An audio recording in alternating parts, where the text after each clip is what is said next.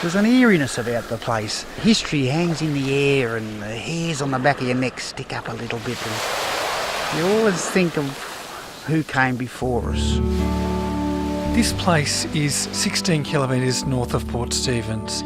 It's a long flat island with some sandy beaches and high cliff tops. And you can only get over to Broughton Island by boat, so it's common for people to be stranded over here when the seas are big. The island is teeming with wildlife. It's been a popular spot for fishermen since 1914, as Stinker Clark explains. Very rough huts were built here so that professional fishermen could stay overnight and catch lobsters particularly, and some fish as well, to take back when conditions improved. Now what's happened over the years, of course, is that since outboard motors have become far more efficient, that trip can now be done in around about half an hour.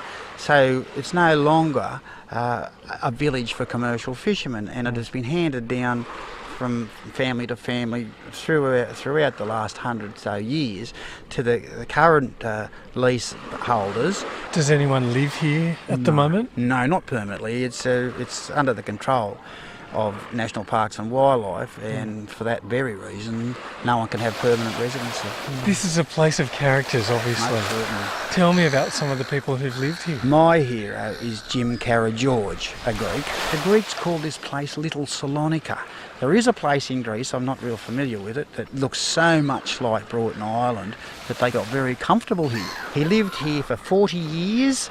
Wow. He was a very big, popular, handsome, strong man, very kind and generous. He cooked up the rabbits and he had his gardens here and he had goats, and there's really nothing that he required.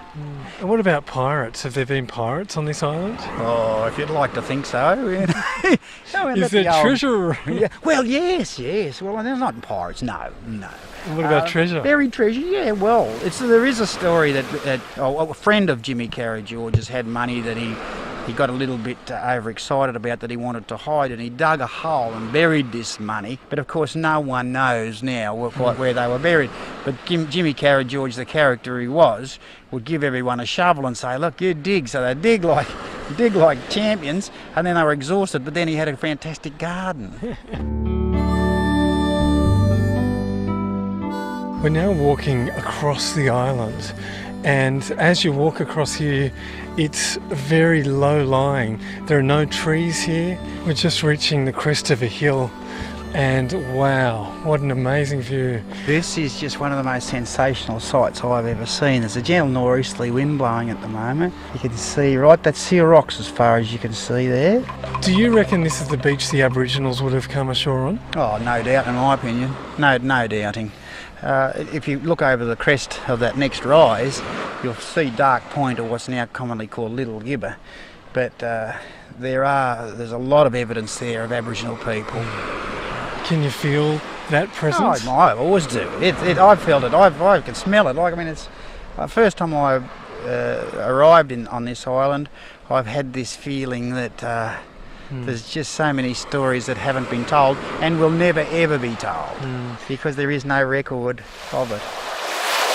You obviously love this place. It seems as though it's in your blood. What is it about Broughton Island that you love so much? Well, I love islands full stop, but this one has got a character all of its own. It's not what you'd consider to be a beautiful Pacific island, with the coconut palms and the coral atolls and all that. I'm a real lover of Australia full stop. I just think Australia's sensational, and this is just a magnificent part of a great country.